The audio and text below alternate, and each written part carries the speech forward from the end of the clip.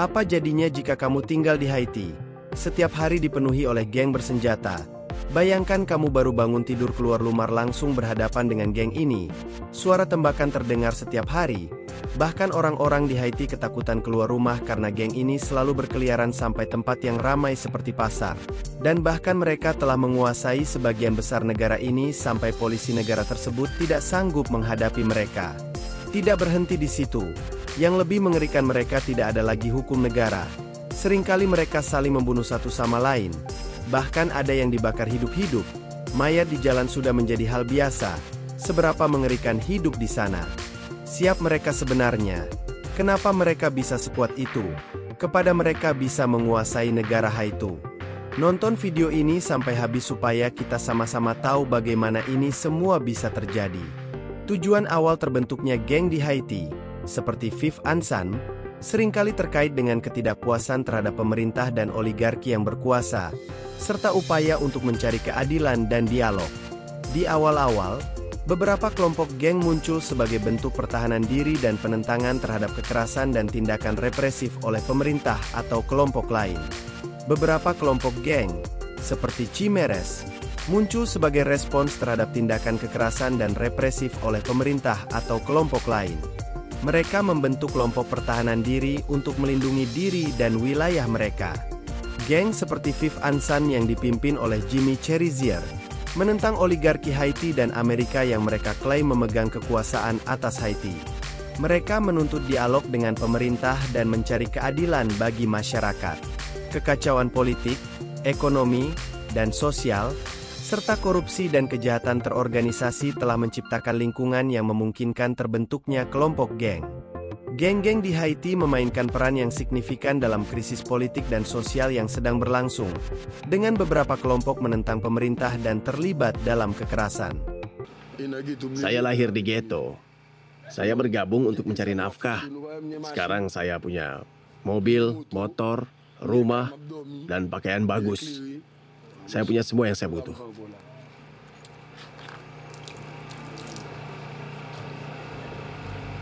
Masyarakat kehilangan pekerjaan dan terpaksa mengungsi untuk mencari tempat yang aman, meninggalkan ibu kota.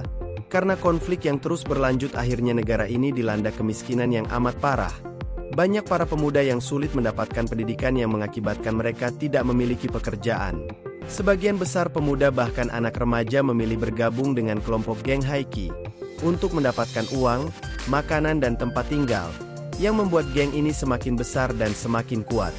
Menurut pengakuan dari ketua kelompok geng ini, mereka dibiayai oleh para elit yang memiliki kepentingan di negara tersebut.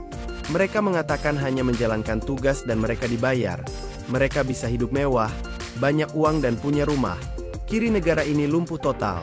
Perkantoran polisi telah dikuasai oleh kelompok geng ini. Pemerintahan Haiti akhirnya meminta bantuan kepada Kenya dan Amerika Serikat. Perjanjian antara Kenya dan Haiti terkait bantuan keamanan, yang memungkinkan pengerahan pasukan Kenya ke Haiti, ditandatangani pada September 2023. Perjanjian ini disahkan oleh Dewan Keamanan PBB dan bertujuan untuk membantu Kepolisian Nasional Haiti dalam memerangi kekerasan geng. Selain itu, rincian perjanjian prapenempatan yang ditandatangani pada 21 Juni 2024 mencakup aturan baru bagi polisi Kenya.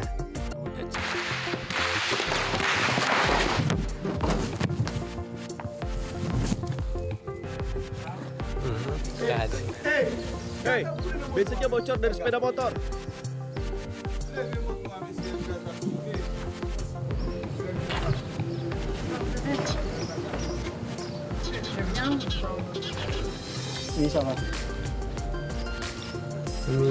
Ini penyiksaan.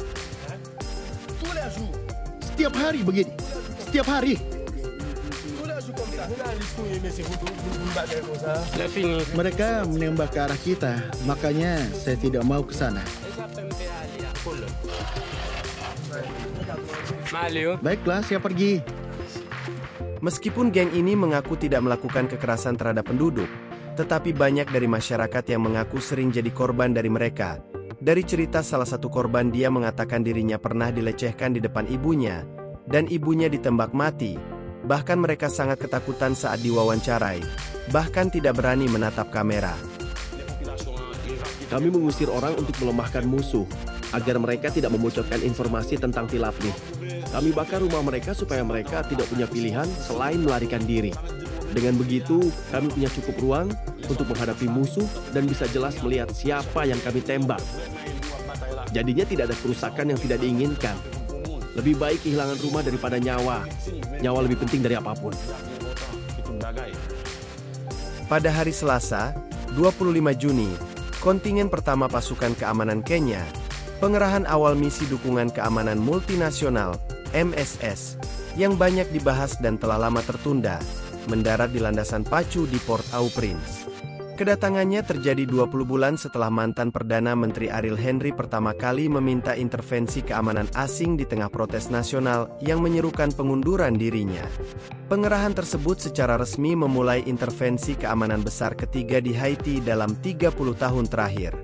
Yang terakhir, operasi penjaga perdamaian PBB yang menyusul penggulingan Presiden Haiti tahun 2004, berlangsung selama 13 tahun dan menghabiskan biaya hampir 10 miliar dolar, meninggalkan warisan pelanggaran, impunitas, dan campur tangan politik. Meskipun Dewan Keamanan Perserikatan Bangsa-Bangsa, DKPBB, mengesahkan misi yang dipimpinkannya pada akhir tahun 2023, misi tersebut sebenarnya tidak berlangsung di bawah naungan PBB.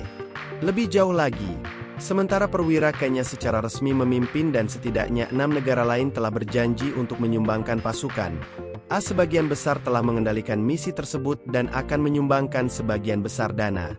Dalam beberapa bulan terakhir, Pentagon telah menerbangkan lebih dari 90 penerbangan ke Port-au-Prince, mengangkut bertonton peralatan dan kontraktor sipil. Dilaporkan bahwa Pentagon kini telah selesai membangun fasilitas untuk sekitar 2.500 personel yang akan menjadi bagian dari MSS. Selain Kenya, setidaknya 7 negara lain telah menawarkan untuk menyumbangkan pasukan, yaitu Bahama, Bangladesh, Barbados, Belize, Benin, Chad, dan Jamaika. Namun, bahkan saat pasukan pertama tiba, pertanyaan-pertanyaan utama masih belum terjawab, dan kemungkinan terjadinya kekerasan dan kerugian warga sipil yang lebih besar masih ada. Sampai saat ini Haiti masih mengalami krisis yang parah, dengan kekerasan geng, ketidakstabilan politik, dan kekacauan ekonomi yang menyebabkan banyak orang mengungsi. Situasi semakin memburuk, dengan lebih banyak orang yang membutuhkan bantuan kemanusiaan dan banyak orang yang menderita karena kekurangan gizi dan kelaparan. Dapat dari mana? Dari para oligark. Yang dia maksud oligark adalah elit bisnis kaya di Haiti, yang menurutnya ikut mendanai dan mendukung para geng. Namun dia tidak menyebutkan nama mereka. Mereka sering memanfaatkan rasa tidak aman warga untuk memperkaya diri dengan meningkatkan perdagangan bahan bakar, obat-obatan, dan senjata. Kami, generasi muda, tidak bermaksud melakukan ini. Orang tua kami tidak mendidik kami begini.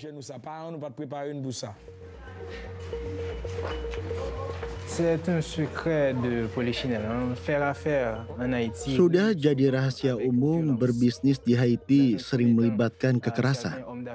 Awalnya, beberapa pengusaha memerintahkan pemuda dan geng untuk menyerang saingan mereka, merampok dan membakar bisnis orang, serta menculik saingan. Para geng ini pun semakin terstruktur dan jauh lebih kuat.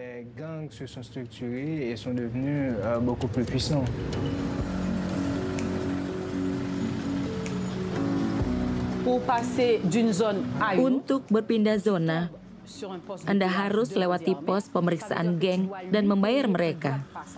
Kami membayar bandit bersenjata hanya supaya bisa bepergian di negara sendiri.